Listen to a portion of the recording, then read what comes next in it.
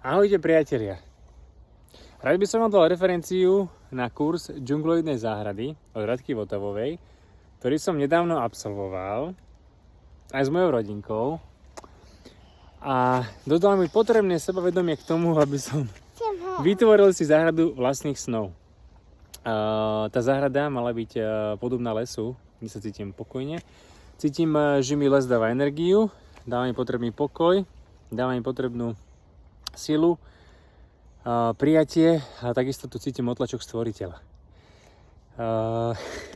Chcel by som ešte to povedať, že na tom kurze som toto potrebné sebavedomie dostal vďaka tomu, že bol kurz vedený s ľahkosťou, s nadhľadom, s potrebným sebavedomím a hlavne s úsmevom. A ukázal mi, že sa to dá tvoriť aj takýmto štýlom.